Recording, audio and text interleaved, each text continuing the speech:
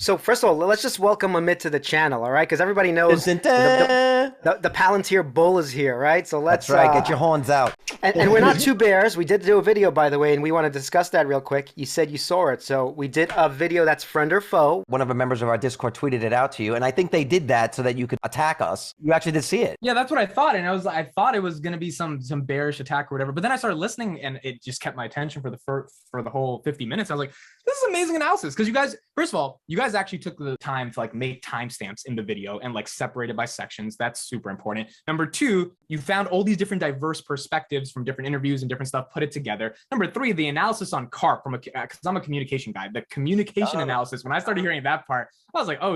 These guys are going in. They're trying to analyze body language and movement. Now, some of the analysis I think was correct. And I think there was one part I kind of disagreed with. But on top of that, it was good content. Who are you, man? How did you just get onto the YouTube scene and like own Palantir now? How is that? I bought around 25,000 of Palantir from like May 2021 down till November 2021. And then I made a video about it because I started doing YouTube a while back with some videos and it was just like, I didn't really care about it too much. But I've been consuming YouTube for literally like, I think like almost 14, 15 years. Like I love this platform so much. I always knew I was not meant to be, but like I should have tried to be a creator just because I have how much I consume the content on the platform. So I made a video, said I put $25,000 into Palantir. And I was just like, maybe it'll get some clicks, maybe it won't. But YouTube gets 500 hours of video uploaded a minute. So I'm like, it's really difficult to get anyone to click on your video. And then like 400 people watched it in a couple of days and they started leaving comments saying they liked my analysis, my thought projects. So all right, let me make a couple more videos.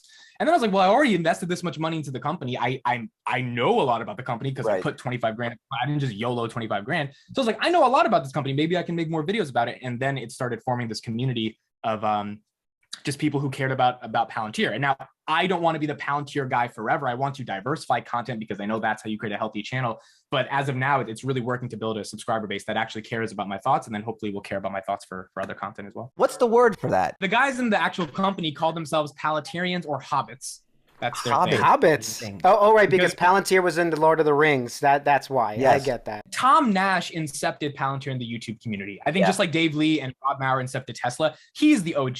I watched his videos in the beginning, but he doesn't like consistently focus on it. It's just here and there. So then I was like, well, what if I just actually dive deep into the company? And you know, when I did it in November, I didn't realize every single day, literally, there are new updates to cover. And it's like, it's a blessing because it's more content to create, but it's also like you need someone who can actually break that stuff down in a meaningful way. And I think now the community is growing if you see so many other people popping into it. And we need that shareholder base if we're trying to get this to be the Tesla of data. We need those people actively creating content. Are you worried that it's a meme stock? The reason it gets classified as a meme stock is because when it went to 45 in February 2021, that was the Wall Street Bets community that got it there. And it was not supposed to be, it went public 3 months prior. It was not supposed to be like a $90 billion market cap. That was absolutely insane. So that's why it gets that reputation. But if you actually look at the company, there is nothing memey about it. There's just not, in terms of the hard tech, that there's nothing memey about the product. That like AMC is a meme because it's like, it's ridiculous. For GameStop is a meme because they don't even sell games anymore. Really, that's not their business, but they're valued at 130, 150 bucks. That's a meme. For Palantir to be valued at $11, given they're growing 41% year over year, I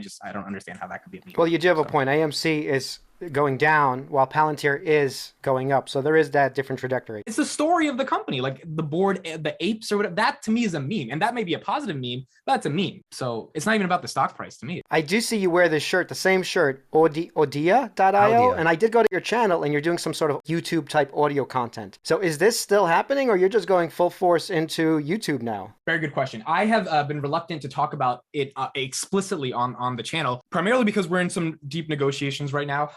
Really trying to raise a round of funding for the startup. And if we get that confirmed, that is when I want to go full-fledged and talk about it on the channel. Look, like it's hard to sell things to people on the channel, especially when people just want value and content. And I'm starting this startup. Going back to your early question, why did I start YouTube? The main reason was to get attention for the startup. And I was like, okay, I started talking about my startup for 3-4 months prior. No one gave a shit because why would they give a shit? It's just like another guy with a startup trying to build something. There's no value to it. So I was like, what can I talk about that can generate a level of attention consistently on myself? And as a result, when people care about me, they actually give a shit because I've given value, then I can siphon that attention into my startup, which is the macro level goal. I wear this hoodie kind of just like to put it out there as to brand it, but I don't explicitly tell people to go check it out because I'm waiting for like, all right, do I want to do it at 10,000 subs or can we get 50,000 subs and then we have a real good launch? And do I want to do it before we have institutional funding or can we get some institutional funding and then we have the manpower to back up the launch, the actual premiere launch? So we can get into the pitch for the startup if you want a little bit later, if you want to talk about it. But I think we have a product that can revolutionize the audio world. We have some people who really see the potential of it in terms of potential investors that we might be able to close. And then, then we're going to launch. And part of the goal of the channel is to get people to follow along the journey of building a startup, kind of Gary Vee style. But until then, it's more so I'm the Jim Cramer of Palantir. This reminds me a lot of the NPR guy. Spotify bought them. Gimlet, you're talking about? Gimlet Media. Good. So he started this audio thing and did his journey of the startup. Do you remember this? Yes. I listened to the whole thing. It actually got me really into like, okay, I'm going to go out and do the same thing because it was so motivating, right? And he eventually did sell it to Spotify. So he succeeded, that NPR dude who was making like $50,000 a year, by the way. First of all, how do you say it? Audea? Audea. Audio idea. Audea. I am not trying to sell to Spotify. I'm trying to beat Spotify. He made a media company of making content, and Spotify bought a media company for podcasts. Look, there's a fundamental problem with audio distribution today. And if you're not in the audio world, it might not make sense. So I want to break it down. But if you are, it'll start to make more sense. Content creators need distribution. In order to get distribution, you need technology that matches your content via an algorithm with an audience. The only reason I'm at 10,000 subscribers in 2 months, yes, there's creativity, yes, that's good content, but YouTube says, hey, this content is ranking for this word, Palantir, and we're finding other people based on their intense machine learning AI algorithms that might click on this piece of content because Amit's talking about Palantir. That symbiotic relationship and that connection translates into me actually being someone that 10,000 people in the world give a crap about. That type of relationship does not exist in the audio industry. The reason for this is because podcasting is conducted from a distribution perspective via a decentralized mechanism called RSS, real simple syndication. So when people distribute audio files, they go to Buzzsprout, Anchor, these are the major hosting. They one press publish an audio file. What Buzzsprout or Anchor does, and Anchor is what Spotify bought, they take that audio file and they shoot it to 10,000, like 10 trillion different applications that connect to an RSS feed because it's decentralized. What is the difference on YouTube? You upload a video to YouTube, it stays on YouTube. There's no decentralized video. It's centralized on the YouTube platform. There's some negatives to that, but the benefits are that people are searching on YouTube and YouTube has the algorithmic capacity to recommend that video to people. Spotify, Apple, Amazon, all these other big players, they are sourcing their content from these decentralized RSS feeds. And what I've noticed, the reason we have about 1,700 users, people have posted 8,000 Audeas on our platform in the past 6 months, is that does not create discoverability at scale. So how do you market a podcast? How do you market audio content? You go to Instagram, you go to Twitter, you start tweeting about it. You try to build some community of people who care about it. On YouTube, like I really don't have a big community on another platform. YouTube is doing the work with my video and they're getting these subscribers. And that type of video distribution mechanism that gets you discovery at scale doesn't exist for audio because of this decentralized model. Now, what are the benefits of the decentralized model? You click one click, boom, you're on every platform. Anyone can access you. My thesis, and I'm a little bit on the island here, but I think more and more people are starting to recognize, is that's stupid. Because if I do one click and I'm on every single platform, but no one is on that platform searching for me or actively I'm not being recommended to people, then what's the use of being on 10,000 platforms? So these podcasting hosts are selling this brainwashed dream that if you use us, you'll get discovered. When in reality, I have 1,600 written testimonials of people who are using our platform. The reason they're using Audea is because they see us as a different mechanism to actually get discovered. So in short, we are trying to become the YouTube of audio. And the reason I think we can beat Spotify, and I'm serious when I say that, at least in the podcasting world, not music, because music's a whole different animal, is Spotify and Apple have explicitly decided to go down a route that you're talking about, which is becoming the Netflix of podcasts. And I think that is the worst route for creators. Decent business. Netflix has to pay a lot of content. It's good. You subscribe to it, premium. Okay, they have your subscription revenue. That's cool. Spotify's like, hey, let's get Joe Rogan $100 million. Let's get Caller Daddy 60 million people join. People hate Spotify for podcasting, but they're like, well, at least I introduced the platform. I'll pay them $10 a month and I'll get the music because you're paying for music. The podcasts are always free. So that's like the only reason you would pay for Spotify, but they have to get you through the door. My point is that is not creator friendly. Because if I'm a weight loss expert in Kentucky and I'm doing this whole podcast on weight loss and nutrition, when I upload my weight loss podcast and Joe Rogan the same day didn't podcast with a real weight loss expert who's like official and stuff, who's getting recommended on that one home feed? Not you, the weight loss expert from Joe Rogan. Why? Because Spotify has a fiduciary commitment to get a return on investment off that $100 million they paid for acquiring that premium content. It's the same reason on Netflix, if you're interested in chess, you get Queen's Gambit. On YouTube, you get the world of chess creators, and those people get to make a literal living because they're making content contextual to chess. That system does not exist for audio. We did cover Spotify in our previous episode, Carlos, remember? And compared it to Netflix too. Spotify is doing something that you're saying right now. They are starting to let creators in to monetize. I don't know what stage they're at. I haven't looked at this, but Spotify is starting where a creator can come in, start monetizing it. But you're right. They're going to push Joe Rogan first. But then again, if you go to YouTube, they do have their own creator studio where they have certain videos that just aren't as popular on YouTube. So I get what you're saying, but you still might have serious competition with Spotify. Oh, there's serious competition, but there's two things there. Number one, why can't any Spotify creator upload their own video podcast? Why is it this exclusively you have to apply for it? It's because Spotify wants to make sure you're creating good video content, which means the people that are getting access to video are the people that are getting recommended on the home screen. Like I see it on my Spotify app and I'm like, these people have hundreds of thousands of subscribers on YouTube. Oh, well, that's why it makes sense they're getting on Spotify. What you're saying about YouTube of like, they have their own creator, like people they recommend, that's true to an extent, but not really. Because why does this kid from New Jersey have 10,000 subscribers? The reason why they're pushing you is because it keeps engagement on the platform. And also they feel they can make money off of you. Spotify's not doing that, or Apple or any of these guys, for regular. If I started a Palantir podcast, YouTube only podcast on Spotify, right, I would not have one iota of the growth that I have on YouTube. Not because it's video versus audio, because all my videos are just audio. It's just me talking in a camera. You don't even have to look at it. It's because there's not a discovery mechanism built into the fabric of that platform. So that's my point. It's like, even if YouTube is pushing some own creators because they like those creators, they will begin to push regular people if you play by the game of YouTube and if you're able to build an audience. That will never happen on a podcast distribution platform in today's day and age, unless you get distribution from another place, like you drive traffic from Twitter, Instagram. No one's driving traffic intrinsically within the platform. And I know this because I've spoken to 800 podcasters face-to-face or on Zoom when I was recruiting creators for the platform. And they're like, bro, this is not working. Like, we upload a podcast, it doesn't go anywhere because there's no keyword parsing, there's no search mechanism. And even if they do that stuff, their business model that they've sold to shareholders is this subscription revenue. Like, YouTube has premium, but at the end of the day, YouTube's making $8 billion off ad. Premium is whatever. Spotify only really is making money. Now, I know they're getting into the ad stuff, but they're only making money off the subscription. How do you get subscriptions? Not Joe Schmo talking about Palantir. You need to meet Kevin and give him a podcast deal. Google, we know, has this whole AI machine learning, this big organization, lots of engineers doing this. I'm sure you don't have 1,000 engineers working in the background. So how are you making what you're saying a reality? Or it's not their reality and you need that investment for the next step? Are you using Palantir software? How's that for a segue? Are you using Palantir software? How's that for a segue? That's perfect. Well, we want to implement them once we get a little bit more scale. So it's a team of two, me and my CTO. My CTO is an absolute genius wizard. He's built this entire thing on his own. We have an elementary AI algorithm within the platform, being able to build a recommendation engine, because all we're building at the end of the day is a recommendation engine for audio. That can you can get that off the shelf. You can go to GitHub and get a recommendation engine now. Okay, so it's all out there. So your broader question is, how do you get people in the world to care? How do you get people to actually use this stuff? That's why we need to close this round of funding. The sort of larger philosophical thesis that I have around this company, and that's why I like when you analyze Karp, because you were analyzing his philosophical premise, is that content platforms don't have anything proprietary to them. TikTok doesn't have a proprietary algorithm. YouTube, like all these algorithms are created by the same Stanford guys. They just paid them a little bit more in equity to get them to come here versus there. There's nothing patented about their technology, right? The only thing that is patented, or the only thing that is meaningful, is could you capture enough attention and then create the network effects around a platform that get people to see the potential in the platform getting scale. And that's what happened with TikTok in 2019, and that's what allowed it to explode.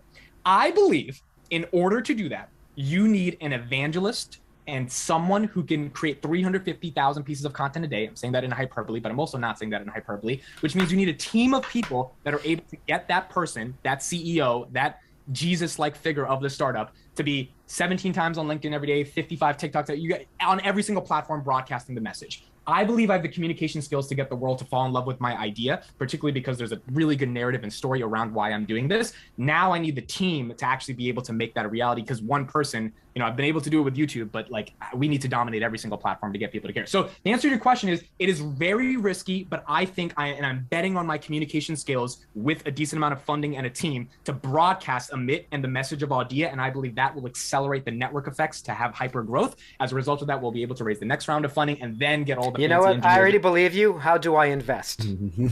You do have the personality to get this pushed. And I like your method that you're going through Palantir community to get the audience to then build your startup, because I think a lot of founders don't build the audience first. They're trying to push, like you said, their startup, and nobody cares about your up. And Carlos and Vitaly, to your point, it's not just going through the Palantir community to me, it's going through any community. I have so many startup friends. Forget the funding and forget the product. The product, they have some good ideas. They don't know how to get distribution. And in a world in which the New York Times is losing relevance, Bloomberg is losing media traffic, how the hell are you as a startup supposed to pierce through the noise unless you have a diehard community that you've been able to penetrate? So, and you can't do it with money. That's the important thing. There's not enough money in this world that'll pay for what you're actually building organically and what we're building organically. So I did want to go back to a little bit further in the past. Who are you, man?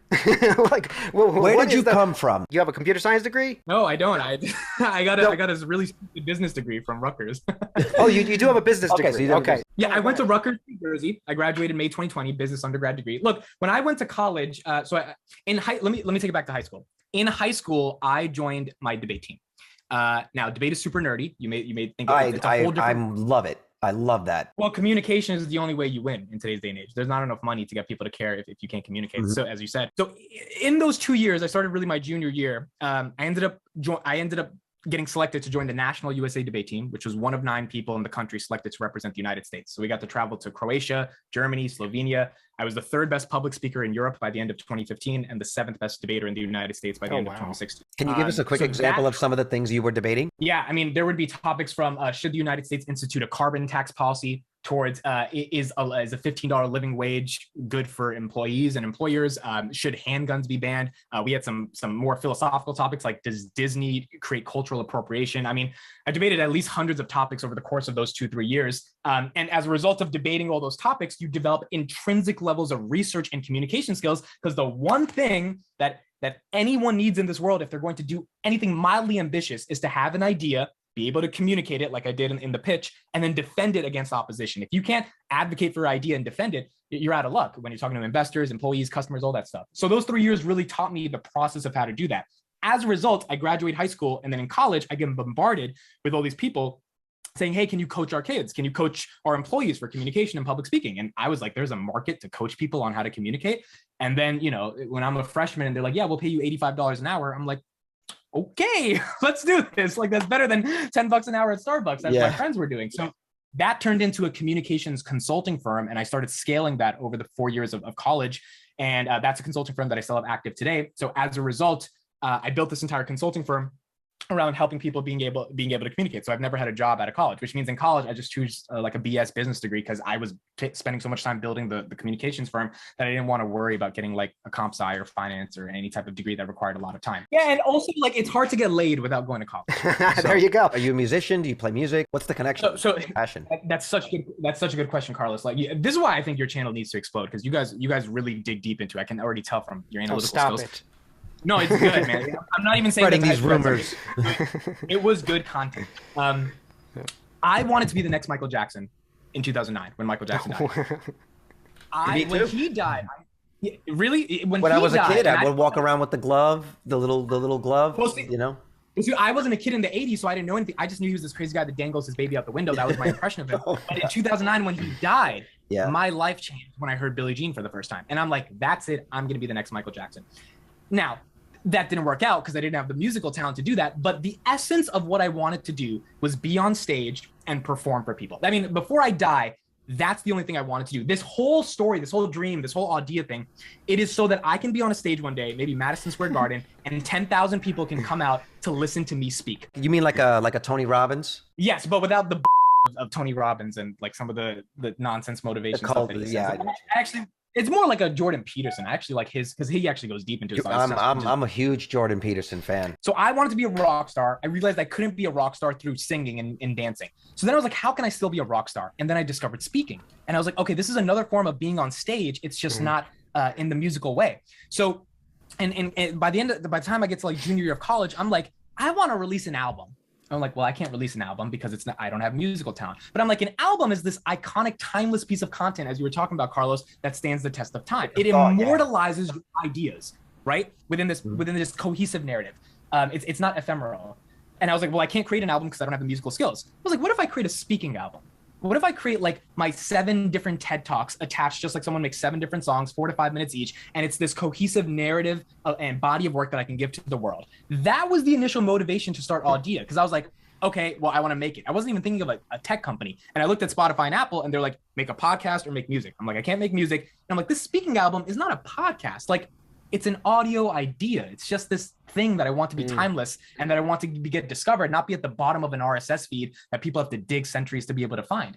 So then I was like, well, what if there could just be an open platform, just like YouTube, where YouTube doesn't say what type of video creator you have to be. You just upload video, and Audea could be this audio platform where anyone can upload audio ideas, not through a decentralized mechanism, so that there's actual discoverability at scale. And then you could immortalize the poets, the comedians, the TED talkers, inspirational people, thought leaders, experts, consultants, coaches all around the world that are making millions of minutes of audio content per day, but are getting zero discovery from any of the major tech platforms because they're doing it through an RSS feed.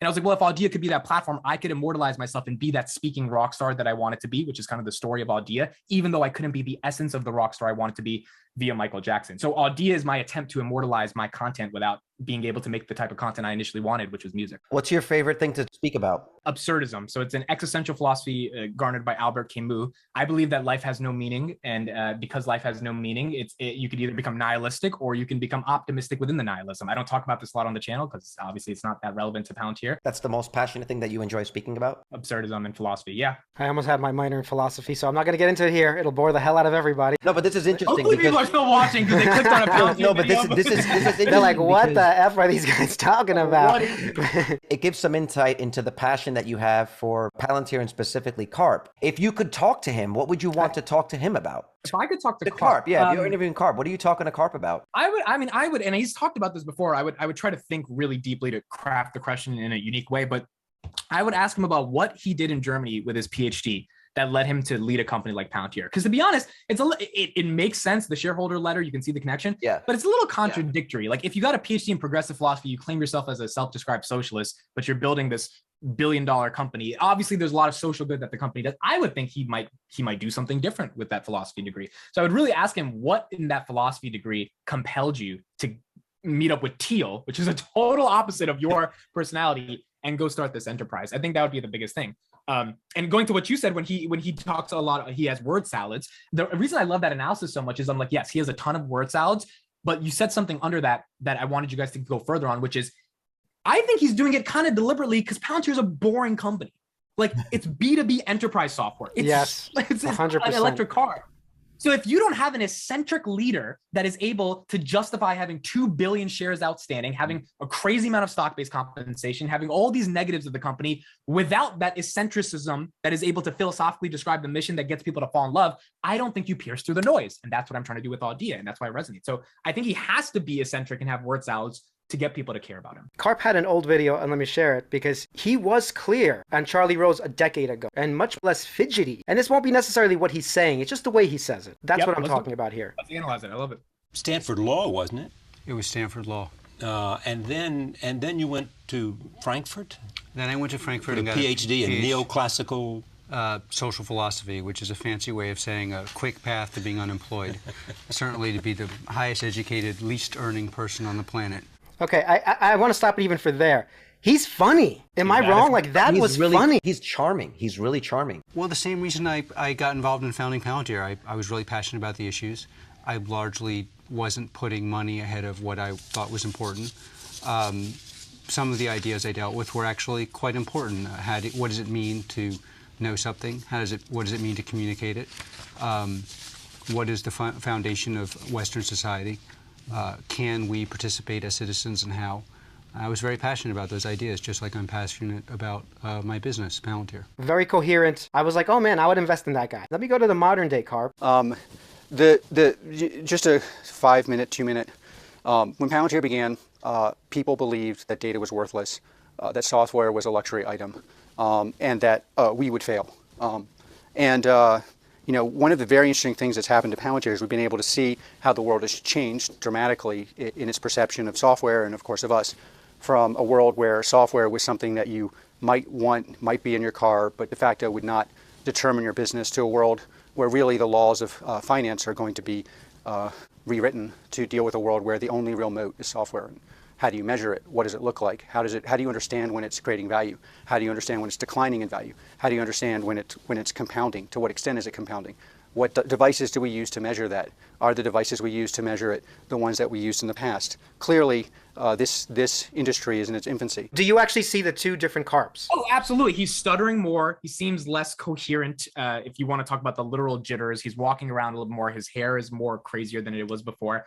But again, to me, it's like now he has money on the line. I mean, he says one wrong word, you know, he could get sued from the SEC on these types of, like, these are important calls. So it's like, and he's also live. He's also live. He's live. That's the other thing. He's live. And it's like, now he stutters a lot in interviews as well. But my point is, like, I think the number one thing we're forgetting is he does not care anymore what people think. I think it's very important to understand this. And either this is going to work or it's not going to work. I believe Karp is like, we've got the best product on the planet. Wall Street doesn't get it yet, but in 5 to 10 years, this is going to be a 20x company. He said that many times. At this point, I think he is so beyond trying to justify to the Morgan Stanley analyst that this is a product that people need, that you should be worrying so much about stock-based compensation. He understands the concerns, but he's like, look, this is what it is. So when he's stuttering and all this stuff, I think to me, it's more so like, he's kind of, it has this aggressive demeanor of like, and that's why he said the F word twice. It's like, either you guys get it or you don't get it, but I don't care anymore. And as a result of that, I think he's either going to be right, which is it's going to 10x, or he's going to be wrong. And he's not going to execute at the level at which he needed to get Wall Street to care. But I don't think it's something like there is a fundamental flaw in how he communicates now that has changed over 11 years that should get shareholders worried. Look, I have a lot of money in Tesla, crypto, and I can make a bear case for it, even though it's in my interest not to. What red flags do you see? What do you think he could be doing better? What do you think the company could be doing better with their public messaging? Oh, so there's two red flags. Number one is the actual productization of sales. And number two is the public messaging. So the modularizing of the product is the biggest problem. For people who don't know Palantir, they're selling a software that is not out of the box. It has to be customized. It's a multi-million-dollar contract, and it takes 5 or 6 months to, or maybe even longer, to close the deal. That product needs to be, instead of Microsoft Office, Microsoft Word, Microsoft Excel, you can buy individual parts. They have not figured that out yet. They've said they're figuring it out. And as a result, I think that's why they're hiring 200 salespeople, because now they're going to really do some sort of guerrilla warfare type of salesmanship of smaller parts of the product. But they should have started with that from the beginning. And Karp even mentioned this. They should have theoretically been the Snowflake and Databricks before those companies became the thing, because they had the tech and they had the talent, but they were, I think the government stuff like confused them. They messed up on a lot of products. They failed a lot in 2016, 2017, but they had some big wins, like Skywise, like making the entire operating system for what airplanes use today, from logistics to marketing to all this stuff. So I believe in the beginning, past 7 years, they failed to modularize and create an out-of-the-box software company that anyone can load up immediately and get started with. Now, that's bad, but that doesn't mean the company doesn't have the technology that they were working on, like AI and ML, that Snowflake and Databricks do not have at the level of Palantir, that can't be monetized and can't be 10x and 28. So from a product perspective, that's the biggest red flag. If they don't figure out how to chop this thing up into something you could sell to a retailer making $30,000 a month in revenue, then there's just not going to be scale. From the public perception, they have a really big issue with not explaining their ESG correctly. They have a great ESG case. They've stopped sex trafficking. They've helped the world program with World Hunger, something that was on their website, and donations of meals. And that was all a data problem. They are literally trying to be the actual company that gets companies to go to net zero. And they actually, because net zero and renewable energy is a data problem, even more than it is an infrastructure problem. They're at the center of that. Wejo, electric vehicles, they're at the center of making actual software that can help. So you're bringing up all the positives, and I have not heard those examples, but you're not going to the negatives. Well, that's what I was going. I'm saying they have all these positives, but the negatives is that the world thinks they're spying on you and selling your data.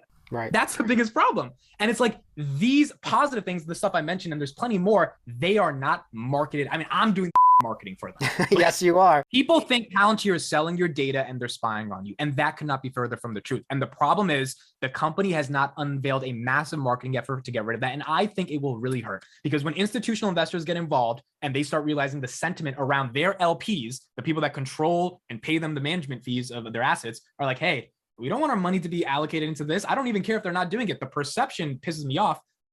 Then you're going to see a lot of outflows of capital. And that's why we don't see a lot of inflows right now. That would be hypocritical, because then nobody would invest in Facebook. Well, why did Facebook go from 325 to 200? I mean, yes, the user growth, but at some level, people were like, the reason people aren't using this product is because of ESG, which might not be correct. It might be somewhat correct. And then institutions are like, all right, if people think Facebook is spying on you and just selling all your data, why would we put our money? Not because we don't have a moral case. Right, not for Facebook, the moral thing, right. The users are feeling that way. And if the users feel like, wait, that's decelerated growth. And that will go back to Palantir. It's less about the moral thing So about how are you framing it in your mind that, because we all think Facebook is stealing our data, we believe Palantir in some respect, maybe not directly because they're sort of helping the NSA or the CIA of taking our private data. You know that's just true. Okay, let's admit that. No, they're not. They're not enabling. What do you mean? The NSA has programs that the Snowden thing that we discussed this. We covered that in the last video. The NSA has data. Palantir is an infrastructure to make sense of that data. Yes, so I agree, but they're facilitating it. But that's not taking data. That's the verbiage that I don't think ever makes sense. I got it. Well, I agree there. Facebook is literally tracking your phone, right?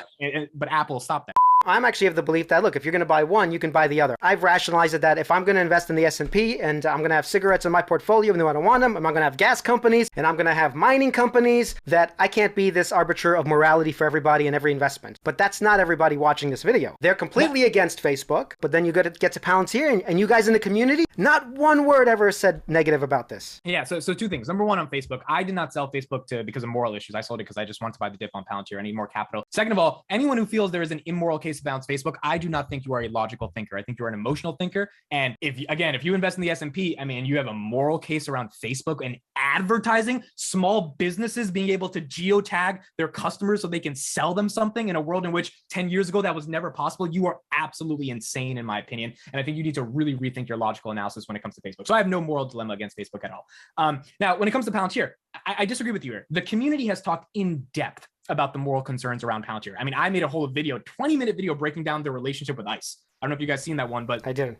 I don't shy away from those topics. I'm like, all right, if I'm going to be the guy, let's get into it. They're talking about, you think these guys are stealing kids and putting them into cages? Let's talk about it. And that's not what's happening. There's a lot of different issues with ICE, and we can get into that, or you can just link the video. No. Tell us a little bit about it. Okay, so number one, the Obama administration got Palantir in 2011 for ICE. Why did this happen? There was an ICE agent who was killed by an undocumented immigrant. That was a mission called Operation Fallen Hero. So the Obama administration called in Palantir. They're like, hey, we have some data around finding this person who did this thing so we can apprehend them. Do you guys think you can make sense of it? Within 10 days, Palantir used their data to find that person.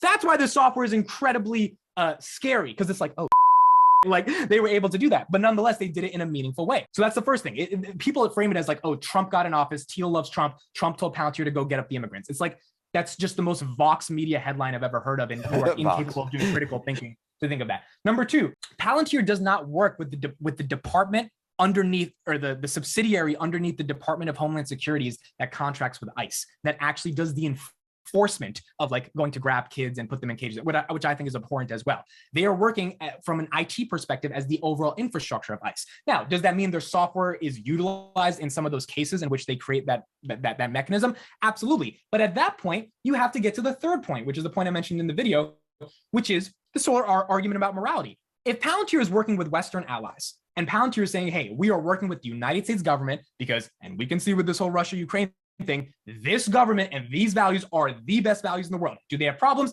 Absolutely. But they're better than what's going on in the rest of the world. And we are explicitly limiting our total addressable market because we don't want to work with those countries. Then at that point, if that government has a new administration that 70 million people voted for, that is going against immigration more aggressively, which, by the way, Obama deported more immigrants than Trump. This is the stuff we really have to understand, even though the headlines just want to, show the different narratives. Mm-hmm. Then what is Palantir's duty to be like, we're just not going to work with them anymore? That is insane. That makes no sense. Their software is being used on military soldiers in operational warfare. Could you imagine if I'm a soldier thinking that the software that's protecting me from getting killed is biased against a Republican or a Democrat? Just like if I want to say something on Facebook, am I worried that Facebook, because they're from California, are going to limit my freedom of speech because I'm a Republican? So it's like, at that point, working with ICE is not just this narrative of putting them in cages. It's rather, what is the macro level thesis for why a software like this is even used? And then what are the stories that are undergirding why they were contracted in the first place to be able to do this? I think overall thesis on morality, America is good, Western values are good. Those values need to win in order for the world to be safe. Because if Russia takes Ukraine and then China takes Taiwan, guess what? America's not a big dog anymore. And every second of the day, people are trying to hack and steal our data and do nefarious things to the United States.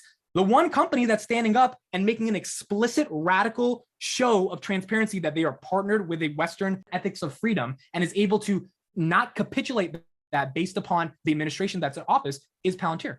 That presents an ESG concern, but that's why I think they will win long term. We're in agreement that the software that they're creating is immensely powerful. You can say it's a weapon, right? And with anything, you have to be very careful with it. I think the concern with Facebook is not necessarily that they're using an algorithm to help a small business. It's the social effect of this new technology on a young generation that we don't really understand. I mean, there was a whole thing with whistleblower. This is affecting the self-esteem of an entire generation. What is the solution? Everyone should go to TikTok and let China control it? I mean, like, what is the solution here? Because everybody's like really happy Facebook is going down and that TikTok is winning. You're just telling me that China now should win. So I'm actually on your side on here, Amit. It's not about being on any one side or another. Having the conversation about the power of that tech. Forget it. I'm not even talking about Facebook as a company or TikTok. What I'm saying is you have an algorithm that can do a certain thing and you have to weigh the advantages against what it costs us. This is what I was talking about on the Discord. ExxonMobil provides a ton of value. 65,000 employees worldwide, millions of dollars in dividends. Their product enables vehicles to move all over the world and provide value. But as a society or as a civilization, we're weighing the benefits of that versus the effects of climate change. And we're saying maybe there's a way to get the same value without the drawbacks. That's all I'm saying with the algorithm in Facebook. The algorithm is doing its thing.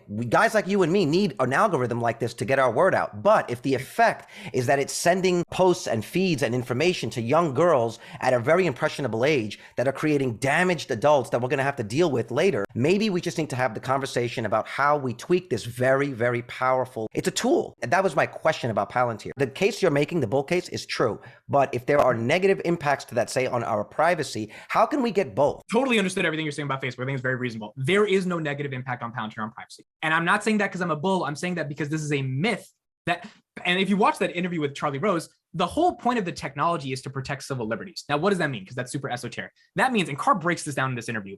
Let's say the CIA comes to your house and they're like, hey, Amit, we need your data.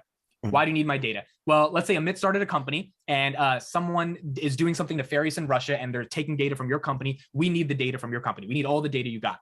And you're like, all right, if I give you this data because I'm a patriot and I support you guys and you're the CIA, I don't want to get gunned down, I'm going to give it to you. How do I know that you guys aren't going to use my data that's in the company and try to frame everything that's going on in the background against me like I'm some Russian double spy or something? How do we technologically make sure that's not going to happen?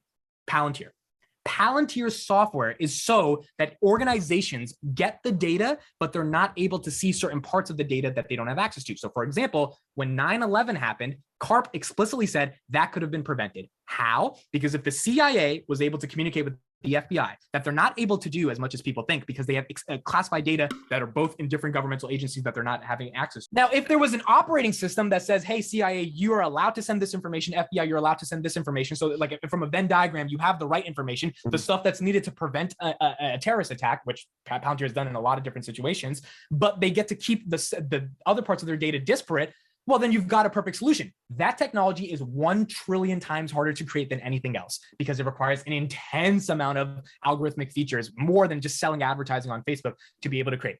Palantir has created that. So when you say civil liberties and privacy, there is no civil liberties privacy violation. And this is the myth that Palantir isn't doing enough marketing for because the tech stops agencies like the government from being able to use the technology in a way that then could potentially frame you against something because it's built with civil liberties as at the core of the philosophy of the company.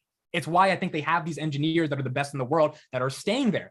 These engineers would not be working for a company that's being able to spy on people. From an engineering standpoint, how does it sandbox them to prevent them from doing it? I don't have that explanation, but there's a blog that Palantir started 3 months ago where they released Medium posts from their engineer. They have a privacy and ethics engineering team. It's like Is he the Woz? Is he the Woz? You brought that up. Okay, this is a great thing to bring up. The point is that when I hear a guy like Karp talk, it immediately puts on my BS meter. Like it just goes, it just goes everywhere. You know, guys moving back and forth, shaking around. Like it's all over the place as we covered in our video. He doesn't say anything technical almost at all, ever at any point in time. But where is the guy? Why isn't he standing next to the guy that knows all of this? You don't build an AI startup over 20 years, make it amazing, but there's got to be that guy. There's this guy named Jain. He just did an interview recently that I'm going to be reacting to. I don't know if he's necessarily the tech guy. I can make sure of that, but he just did an interview around AI and the government. And he was speaking of it from a technical perspective. So I will send you guys that link. I don't know if he's the guy, but you bring up a really good point. That guy is there. Now, one thing that Palantir sucks at is Sham, their COO. Yeah. Unfortunately, he's not the best at communicating, which is why I think they booted him from this earnings call. But he's not the CTO. He keeps describing Palantir as like the cardiovascular service of the operating system of the enterprise. And it's like, bro, just stop. Like, just like two carps, right? Two carps. It's too many metaphors. The CTO, I think one of the reasons, I'm just off the top of my head, they're not bringing him out because maybe it's just you can't explain this technical stuff given the government stuff they do. That's a BS excuse. I'm just that's very BS. Now they did start a developer community. Let me say this very clear. I don't know if you guys saw this. They have a new channel called Palantir Developers, and there's this guy, I think like Stefan or something is his name, and he started putting out the first pieces of content. But by the way, like the actual simulations of Foundry, there is a lot of YouTube content out there on what it looks like. There was a program back in the day called Combustion, which was node-based. It's basically like virtual patching, and you can take things and sort of repatch into different, and it looks just like that. Akash Jain, so this is the guy, I'll put in the chat. Amit should really be on the Palantir board because he explained that whole thing better than... You know what he reminds me of? Do you feel No, I was like, oh my God, maybe I should buy more shares.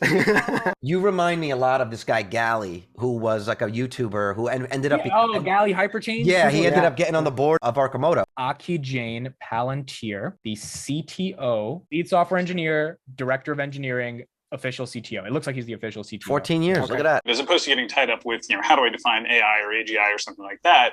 What is the thing I'm trying to achieve? And I think we really see in this moment, there's kind of two things that the department is demanding, right? The first is decision space or decision advantage, right? We have so much data that's available to us and only more data coming online. It's impossible for a human to sift through all that. So how do I ultimately enable my warfighter, my analyst, my operator to leverage that data in order to have some kind of decision advantage? That's kind of the first thing that's really the use case that we're seeing for AI given the deluge. The second one is really thinking of AI as a teammate. Right? Just like you have other folks that you work with on a team to achieve some kind of outcome, how do I ultimately enable AI to be more seamless, to be a trusted teammate in solving a problem with me, right? Sometimes that's dealing with the deluge of data. Sometimes it's just helping me look at new perspectives with that data that might suggest a particular course of action.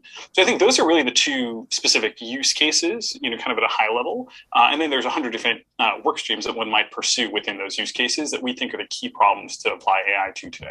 So he's not going into the specifics of tech, but in that 15-minute interview, maybe it's there. I haven't seen it yet. I mean, if they could get this guy doing more of what you're talking about, I 1000% agree with you. Just explain the infrastructure of the tech, no matter how boring it is. When Elon talks, besides the ums and ahs, where there's a lot of just dead space, he actually gives you all the technical framework besides the high philosophy of getting to Mars and why we're doing this. There's both sides of this thing. I don't know if that CTO is that guy, the Woz, which will explain like, hey, I put the chip here and this makes it run 10 times faster. I need someone to do that for me, for me to understand what I'm investing in. With making a computer or electric car, there is a real world explanation of that. With data and AI, it's you put the data in the algorithm sifts through it, and then it makes an AI response. The reason I'm saying it's that simple, which is why maybe it doesn't require that much content, is because if you actually watch the deep dives on the Foundry software on YouTube, it's incredibly boring. For you guys, you can watch those videos and be like, all right, I'm gonna buy another 1,000 shares. For someone like CodeStrap, who's you guys have probably heard of him in the past. Yeah, but like for the average Joe Schmo who just wants to know what the hell Foundry does, all they need to understand is companies have data, Foundry uses AI to make sense of it. You said it in one sentence, and Karp takes 30 minutes to get that same thought out. I like that. I don't know if I love that. Here is the question, right? Okay, with a company that's so technical, what value does Karp add in that position that, say, someone who can explain the tech, but maybe it isn't the most poetic words? I was listening to you guys last night, and I was like, I think you were off on this in your analysis. It's so technical that, and this goes back to my journey with my startup, you need philosophy to get people to care. Like, why else would the Palantir have this thriving community of people on YouTube for an AI-based enterprise software? I'll make the case that if that tech is so good, they don't need retail investors. They don't need people making YouTube about it. Cathie Wood sold 35 million shares. What do you need retail for? Why do you need to create this community around Palantir? You're essentially asking, if the software is so good, why aren't more people buying it? Why institutional investors, right? No, I'm saying why. No, that's a good question. My question is, why do you need a guy like Karp who specifically appeals to the retail investor, say, when the retail investor is not going to make a dent? Just to follow up with you, Carlos, basically, if you go to the government, if this is their main thing, hey guys, we can catch terrorists, we've already done it, buy more of our software. That's it. Everybody who's legitimately buying the software, they already know what they're getting. They don't need Karp to philosophize, if I'm saying that correct, with them. Cathie Woods bought Palantir on the strong fundamentals and understanding where the company's going, having nothing to do with, I think, what Karp philosophically says about the company. I don't get what the downside to your question is, because you're like, all right, if he's speaking of philosophically for retail, why does he need to do that? My question is, why not? If he knows, and Palantir knows, that the Tesla community was, or any cult-like stock community was able to get behind a mission, they're not stupid. Peter's not stupid. They're like, all right, let's create that mission, even if it's just marketing, even if it's good marketing. And then you've got an evangelist that can create that narrative. So to me, it's like, there is zero downside. Maybe to you, he's not clear, but I think he's very clear outside of the ums and uhs and and I don't think those, the jitters, they get me excited. When he drops the F-bomb. No, that gets me excited too. It does.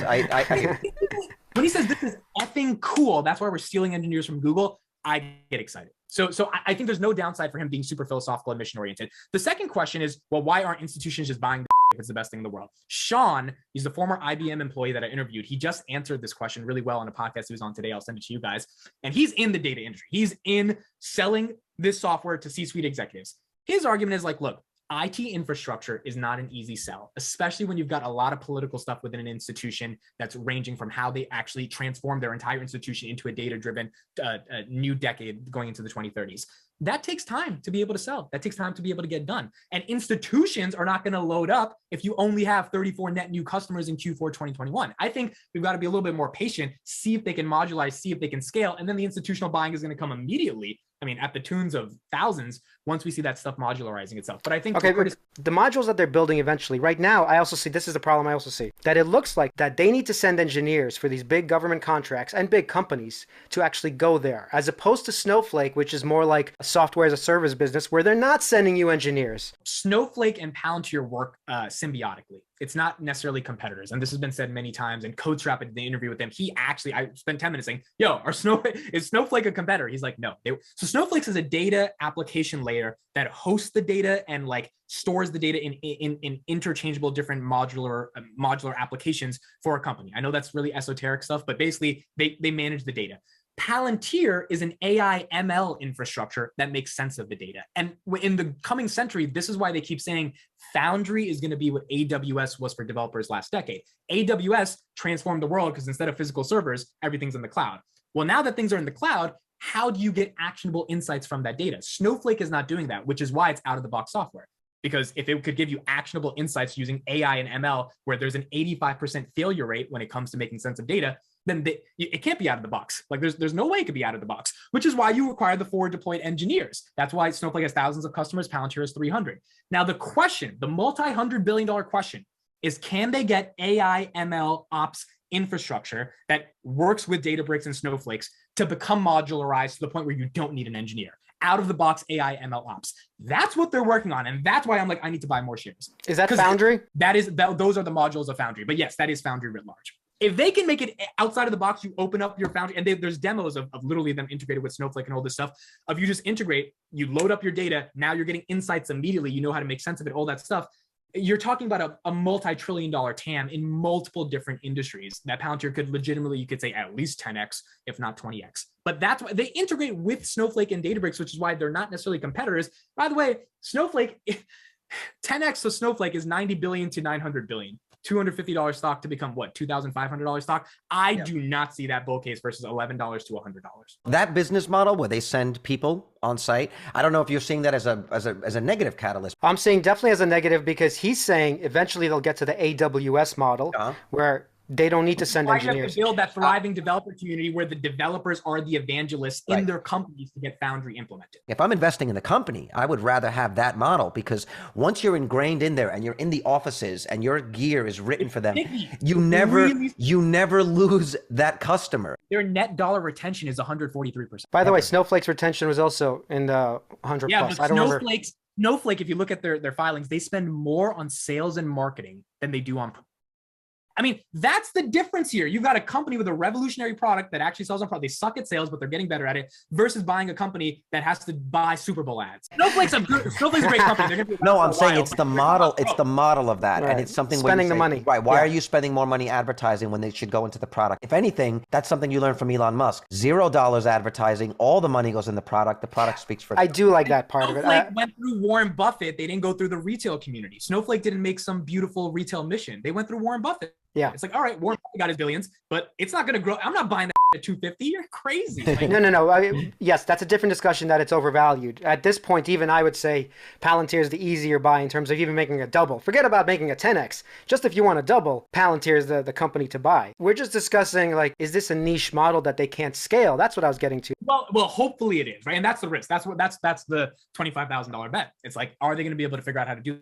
that? I just think you don't bet against, and that's where it gets to subjective. You bet against Karp and Thiel. Do you bet against their engineers? Are you actually doing due diligence to see how they're building a developer community? Are you actually talking to the CodeStrap is an engineer, right? And that's why I think his valuable insights. It's like, this guy doesn't have a political agenda. He runs a startup with 400 engineers, and he's trying to figure out, how do we manage building this technical enterprise? And he's like, wait, Foundry is doing it for me. The rest of the world needs to know about this. It's good he's making content, but that's the question. Can they become that AWS? If they do, we're going to go to the moon. If they don't, then we don't. I've seen a lot of beef with Alex and Facebook and Google. Can you give a little background as to what's the beef there? What's his position? What's Facebook's position? And who's right? It's so weird because it's not even Alex. It's more so Peter. Peter had a debate with Eric Schmidt, the CEO of Google, former CEO, in 2012, if you guys have ever seen it. And Peter, they were on CNN, and Peter was just like, you guys have so much money from selling ads, you don't know how to innovate. And Eric Schmidt, the CEO at the time, he was like, you're just silly. And he was like, no, you guys don't innovate. And he was kind of right. I mean, Google really hasn't innovated since then. They're 95% of the revenue still from ads. Yeah. So, and it's contradictory because Peter's like, he was the first check into Facebook. So it's like, but you're like, so the whole thing is, I believe, and I don't agree with Karp on this actually, that they think centralized entities that harness data to sell advertising is the most evil thing in the world. Not evil in a sense, it's more so they want to be contrarian, and they believe if software is the moat for a technology company, selling ads through personalized data is not the moat you want to go into. Given that's why when you said about privacy, I'm like, I don't get it, because everyone who's concerned about privacy should be afraid of Facebook and Google, like legitimately, if you really care that much about your data.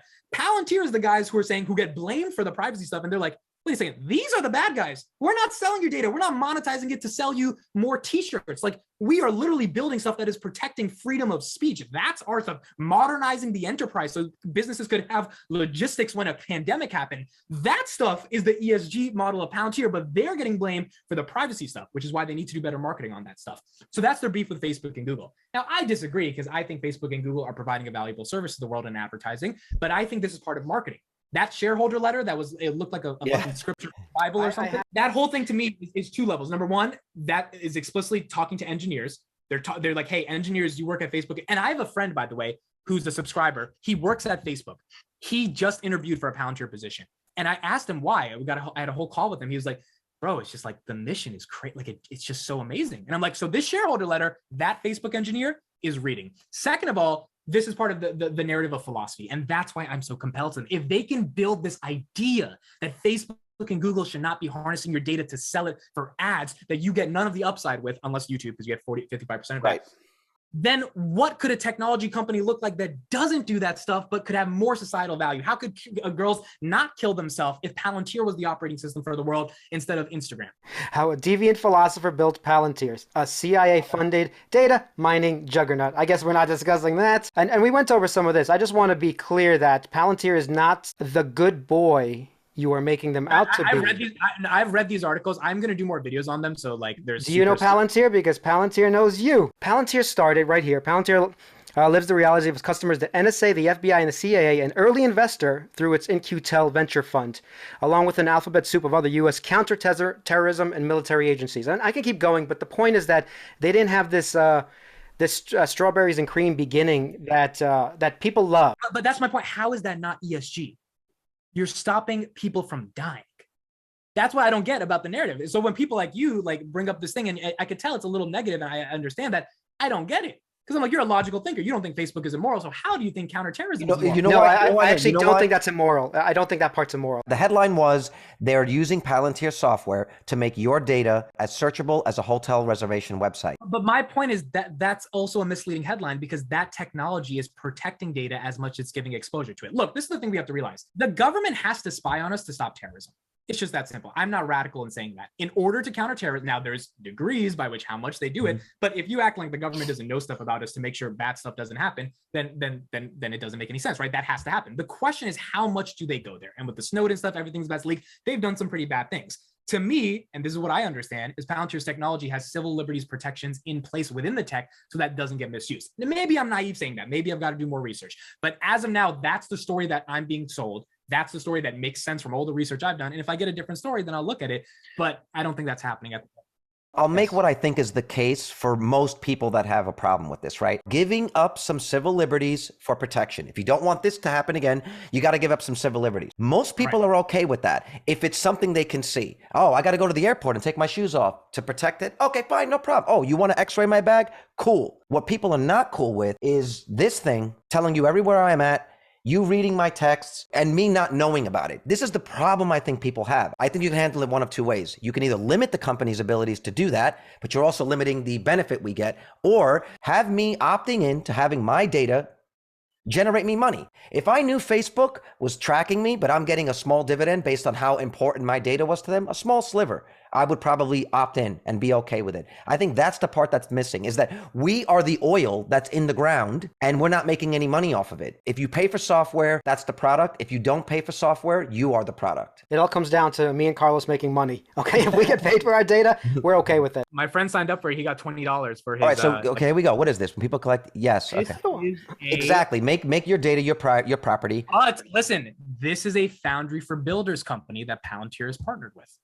This and I did a video on this a while back. They don't get a lot of shine, but if you're talking about like make money for data opt in, this is the solution. This is that potential B2C product that this is what I think people, if you gave them that option, I think people would be probably even more forthcoming with their data. The only problem is, Carlos, and even that website you guys can go to later and see how Palantir is working with them and stuff.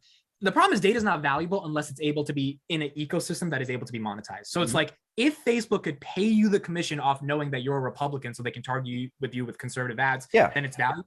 The problem is building out an infrastructure at scale for 3 billion people to pay them a commission to then be able to actually make sense of the data and then make a profit on top of sharing. Like, that's the hard part. But I agree with you. If Palantir could do that type of software and make the next Google that, like, a private search engine that sells ads in a nice way, there is a world in which this shareholder letter actually starts to make sense because they're actually digging into the business model. By the way, it's called DuckDuckGo, just FYI. Yeah, that's, and Apple should have bought them a while ago. They should have. What parts of this like stuck out to you? Command F the word radical. He's like, Command F. Radical one right here. The decision to act on something, even an approximate principle or actual belief, is a radical one in the corporate world, given the current tendency in public life to eliminate any possibility of provocation and consequently any opportunity for a genuine discourse or original thought. So again, they're saying their ability to be like, hey, we defend Western values and Western freedoms and we believe in civil liberties is so radical because all the social media companies that have the world's attention when it comes to technology companies don't do that explicitly. They don't care about that stuff, given the harnessing of our data. That to me was like, oh, he's going for it. Now, I don't agree with him necessarily. I don't think Google and Facebook are unethical. So that's where I'm like, this is storytelling. And you know what? It's going to get people to buy in. It's not unethical storytelling. They're going to be interested in the moat of what Palantir does. It's like the Joe Rogan thing, right? You get Joe Rogan, but you sell them the $10 music thing. You get people to buy in because of the animosity towards Facebook, but then you realize, oh wait, this technology is actually really useful. Even if it's not competing against Facebook, I want to invest. To me, it's marketing. I have money in Boeing. I don't want Boeing selling their military secrets to other countries, even if it means less profit for them, right? Because that's an overall negative for me and like my kids. So I wouldn't want Palantir. I wouldn't want them. Who's making the case to sell this to Russia right now? The problem is, and this goes into a more political discussion, we don't have to get into it, but there is a woke culture going on that I agree with at some moments, but that says that America is the most evil, racist, unethical institution on the planet. And they've done some very bad things. But if you look at Russia, you say F Putin, you go to jail. You say F Trump, your life goes on. So it's like that narrative in Silicon Valley, which is why they left Silicon Valley and went to Denver, is so toxic to the point where if you're doing something for the government, you're like, even saying the word Western values, they think you're an imperialist. It's a way of dismissing you and not having to engage in the idea. And regardless of it being a straw man, the problem is like people will believe it if Palantir can't get rid of the straw man. The problem I find with the letter is that it's almost like he's a philosophy teacher trying to school us in how we should think. And the investors who are trying to invest in this company, they don't want to be talked down like they're children. And I feel that's what's the problem. And I'm going to link to the letter. Let everyone read it for themselves. You write in the comments what you think about that. Second thing, I did want to share this little clip. Real quick on this clip, what you were saying, Carlos, GDPR is what the answer of what you're talking about, right? This whole protection of data with governments. I think that's why they're so big in Germany and Europe, is because like they build GDPR into the tech. Karp once again has this way of making known that the question that's being asked of him, he doesn't really like, and then he has to clarify it a bunch of times, changes the guy's answer at the end. I don't know if we're going to get through all this, and says, this is what you really meant to ask me. Okay? Dude, just can you answer this question and move on? But he can't. I'm Ken Roth from Human Rights Watch. I know. Everyone knows who you are. I wanted to... He doesn't like this guy. kind of go back to the basics in terms of not data protection, but who owns the data to begin with. And I mean, go at this philosophically, because you've been speaking philosophically. The U.S., in my impression, kind of got off on the wrong foot. I haven't seen this, by the way. I'm happy you're on this. I used to be a prosecutor in a former life. And I was... Former life? Okay. That's a unique interpretation of what you do for a living. All right. He doesn't like this guy. That was funny, though. There was something called pen registers in the old days, which said that I could just, without any warrant, get the phone numbers that somebody dialed. I couldn't, I couldn't listen to the phone conversation without a warrant, but I could get the numbers they dialed because the dialer shared the number with the phone company. That was the rationale. Therefore, there was no right to privacy. And that, old-fashioned exception where, the FBI agent would have to follow up one by one on each call, and so there was actually a practical limit to how much your privacy could be invaded, has just been, a massive hole blown through it, because this can all be done automatically with computers, and this data, which is all shared with the internet company, can complete. That face is disdain. And in fact, that's sort of the basis of what surveillance capitalism is right now. It's the basis of your company, that you collect all this data. It's not the basis of my company. That part's wrong. Okay, fair enough. Okay, fair enough. So my question really is, do we need to kind of reconceptualize practically what the right to privacy means in this modern world where and no longer consider this data is shared just because I happen to punch in something into a search engine or visit a website. Should I genuinely own my data? Not in a kind of only if I can figure out at the bottom of all the waivers is the right thing to check, but just presumptively it's my data unless I very consciously give it to your company or some other company. There's a lot. I agree with the gist of the question, and with great respect to the question, which I think, and what you're intending to ask, it's not asked precisely enough to give you the right answer. So let me reformulate the question so that you get a technical version. So you're putting a couple things together, which is what is exactly right philosophically. There's been a move from what I would call a nodal society to a network society, where when the FBI or whatever authorities were getting the access to phone numbers, that was ethically somehow understandable, leaving the law aside, because in fact they were getting access to the numbers, they weren't getting access to you. When you move to a network society, in fact, the network of your behaviors is actually you. Like you can know more about the network than the person knows about themselves, so node to network. And this happened where you are right technically is that insight does power the way in which you do certain security. So for example, if you in cyber, if you want to know who's going where is the data, who's robbing you, that you look at the network, you don't look at the node. You figure out the node by looking at the network. You're then imposing that onto software companies in general, and that's where it goes a little wrong. And so, for example, you're taking consumer and enterprise and putting them into one bucket, where in fact, and merging distinctions that are different in America and in Europe. So in Europe, you would be protected in consumer and government interactions equal. So you have data protection as a consumer and in your interaction with government somewhat equally. It's not the same, obviously. If you are involved in criminal behavior, they can see the data. And you're using the ownership to, by the way, I happen to agree with you on that, but it's a very subtle thing in the consumer space since you've signed up to give it to a consumer. I happen to think one of the reasons why we've been very critical of consumers. They de facto are making you into a product. They're monetizing your data, and then you're getting nothing. And in fact, they do know more about you than you know about yourself. And they're not only that, they're influencing who you are, which has enormous political problems for democracies, which in my view, you see on extremes left and right. You might just think on the right. I think in both. And then you're imposing that onto what we do as a completely separate thing, because in fact, in enterprise, there are various things, but in general, in enterprise, like in my case, we don't own the data, we don't collect the data, we don't keep the data. We do process the data. So now you could say a version of being critical, if you accepted that architecture, which would be even a harder question, is, yeah, but you don't have to own the data. I'll stop it here and we'll leave a link to people to watch it, but he doesn't go directly, he didn't answer the question the whole way. So do you want to go back and hear the question? I have no issue with anything that he just said. Yeah, I actually want to continue what he's saying. Right, he is answering the question. He's absolutely... He's not going directly at it. But anyway, I will. If you guys want to keep hearing it, let me go back a little bit. In enterprise, there are various things, but in general, in enterprise, like in my case, we don't own the data, we don't collect the data, we don't keep the data. We do process the data.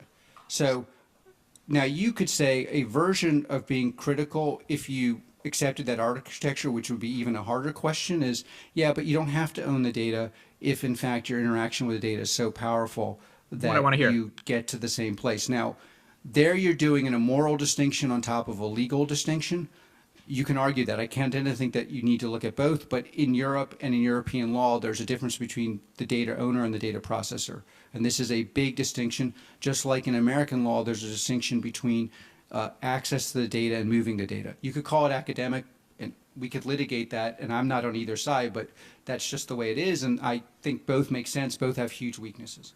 What you're getting at, though, are two things I broadly very much agree with. Yes, I don't know if you can call it data ownership when you get to an anti-terror legal context where you have certain rights to get access to the data, but there should be a great deal of skepticism and rigor about what you're doing with the data, even when you, to use your model, move from I own the data to I have a warrant, the police have a warrant, can look at it, precisely because of the assumption of your question, which is that in pen testing, pen actual looking at these numbers, it's not super powerful. Whereas when the police get your, or the surveillance state gets your, they actually can have insights into your movement, your data, your personal life. Is it really necessary for the government to know, who you actually see and what you're doing with them?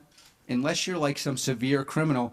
And then where I would say I'm very much on the advocacy side of this would be if I were a personal person, people outside the company don't always believe me, people inside the company know this is true, is, well, you're saying basically to people, trust me. But no one trusts large industry or government, certainly not in America. Actually, in Europe, it's different. People trust. But in any case, then you get to the verification. So when you move to this, you need, the distinctions, the primary distinction in my view is under what circumstances would broader society believe it's okay to move to hyper powerful techniques. So I would say most people in society are okay with warrant-based hyperpower techniques against terror suspects, and most people do not want this against normal criminals, meaning you're stealing a piece of bread, or there being a slippage. So like what happens when they're still running this program? I mean, this is the classic migration thing. It starts with the terrorist and all of a sudden it's the political. And so that's again where I would say the way this works is people like you and me who would broadly probably disagree on a lot of issues. I assume we might agree quite a bit on how you actually get these things to work technically. And if we agreed and we were like, I trust that third party to enforce our agreement, you might find the world is a lot better place. I think what he's talking about is the point I brought up about the tech of Palantir is, if I'm interpreting this correctly, is protecting the civil liberties that the guy's question is asking about. And his argument is, if you don't trust the government, would you trust a third party institution like a company? And I think his argument is that's why you have to build Palantir with this whole Western value ethic, because if you do trust them, they're a company, they have to make a profit. But if they're limiting their TAM by not working with adversaries, then maybe this is a better company third party to trust, especially because the government cannot build the technology to protect civil liberties. They tried it with fighting Bernie Madoff, with financial fraud. They wasted $2.3 billion. The point is, it took 5 minutes to get to the answer, which was right at the end there. No, but hold on. But that was a very complicated question. And the other thing is, there's a technique when you're debating. I'm sure you would know this. I mean, it's snuck premise. You heard the couple of snuck premises, right? So a snuck premise is when you state something in a certain way that has a spin on it, but you pass it off as if it's a given fact. The guy had a couple of snuck premises in there when he said, like when your company steals the data and you keep, no, I don't steal data. So there was a few snuck premises that he needed to address, combat those presumptions before he could address the question that he thought was answering. I have no issues with how he answered that. There was another tactic he used called strategic concessions. Strategic concessions in an answer to a question is conceding that you are correct about something and then disagreeing with the other part. It makes the other person feel a little bit more welcome. So when he says, you and me disagree, but we might agree on something really important. And by the way, when he says, I actually agree with you, like he's trying to say to the guy, look, you're asking me this really aggressive hyper state capitalism question. Look, we disagree, but on this part, here's the middle ground, here's the part of the Venn diagram, but it did take him long to get there. But I don't think that taking him long to get there delegitimizes the shareholder base. You guys both turned bold somehow, but the problem is trying to explain this to most people who aren't us, who aren't watching an hour and a half to get to that point, to figure out what's going on. Like, Karp has lost a lot of people. But no, there is no simple answer to that question, honestly. That question. No, I agree. I'm just saying it just always is a diatribe. It's always a diatribe. Here's what you're missing. Even if he had said that in 30 seconds, in the most pristine answer in the world, they would not get the distribution for the stock price. The stock price will move up when this runs to 20 on institutions buying, and then all those other people that are going to come are going to watch my videos about breaking this stuff down in simpler terms. If he made it simple, it doesn't move the needle. In fact, it might make it worse because there's not an actual real philosophical explanation. So to me, it's like you're asking for this really small explanation of how to do it in 30 seconds. I'm like, well, that's not going to do anything for the share price regardless, so you might as well take an hour. I followed Cathie Wood into the breach when she was buying it, and I was like, you know what? She's smarter than me. And she's selling it, and she started selling like 10 million, then 12 million, and she had, I think, 35 million shares at one point, and now they're all gone. Why do you think she's doing it after all of your coverage? Would you have any explanation? There are 3 reasons. The first one is she's trying to buy the dip on Roku because she thinks there's higher growth potential, which she might be right on it, or Roblox. That's fine. Number 2 is the governmental revenue didn't decrease, but the number of clients in the government decreased. It was 90 last year. It's 90 this year. So she's like, all right, there's deaccelerated governmental growth. Government is 60% of revenue. If they're not going to grow the government, this shit is not going to move up. And number 3 is the SPAC revenue. If you take away the SPAC revenue from Q4, they go from 34% growth to 26% growth. So she's like, oh, if they can't buy more SPACs and the SPACs don't appreciate in value, then they're not going to grow at the 30% compound CAGR that they say they're going to be able to do. Those are the technical reasons. The real reason. Going back, hold on. Number 3, let's just cover them. Number 3 is the SPACs. From your videos and other videos, it's 1% of their entire revenue. Like, 1.3% or 2%. So, I mean, that doesn't even count. And her analysts knew about that she pays hundreds of millions of dollars to research. So it's not like that was a surprise.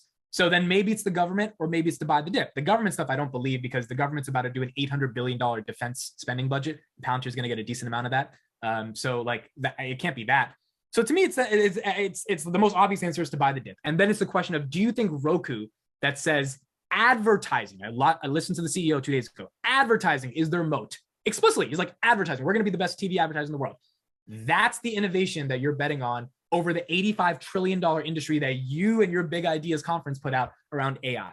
And it's like, it is insane to me. That's why I kind of feel like, is there a conspiracy? Does she know something we don't know? That's what it makes me think. It's like we said on our video, I'm way more conservative with the advice that I give other people with their money than I would with my own. At $29, she did a public interview on CNBC saying, we want them to not make money. I can share the I remember that, yes.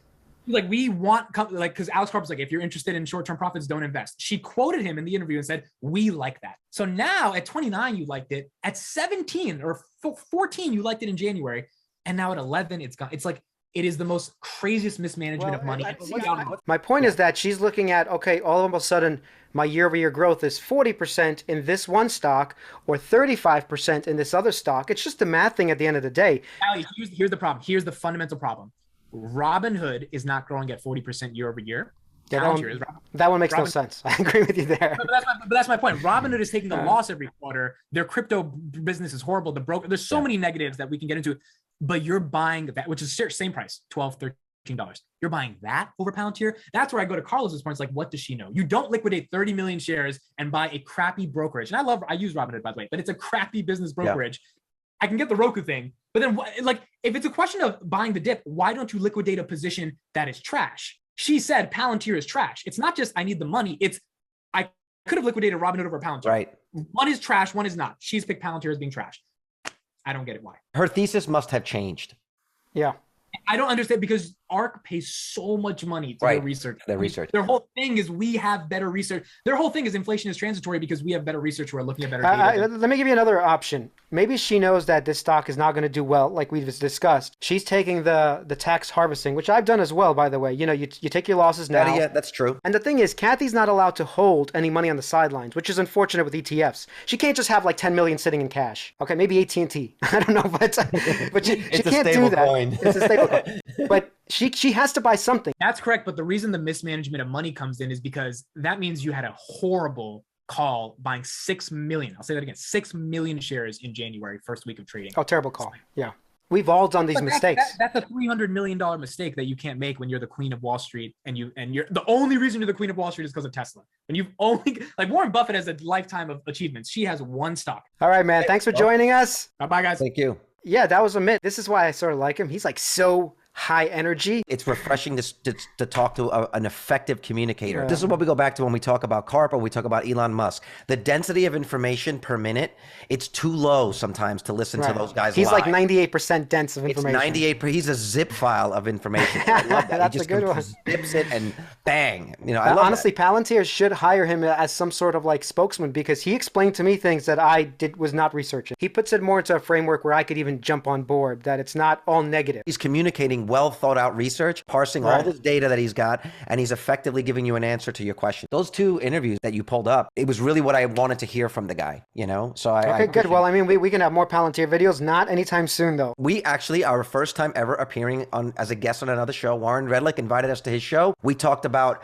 our response to his response to his response to Ben Sullins. We talked about Tesla. We talked about FUV. We'll give you a link when it comes down, but if you're on our Discord, you'll get notified right away. We're also setting up another interview with Mark Frohnmayer to discuss everything about the 222 event. And of course, having Lee from LG Investments to come on board. We're going to break it all down. Remember, guys, we do have a Discord. Join our Patreon. We're doing a talk soon with our Patreon members. And if you're a Patreon members, even at the $1 level, Pilot, Joe Buslife, Sunny Coates, Mr. G, Matt V in there. We had Ian join us, and we also had Jeff Tun join us recently. Thanks so much for the support, guys. It really means a lot to us. Lots of great content coming up soon. Hit like, hit subscribe, hit the notification bell, and join our Discord.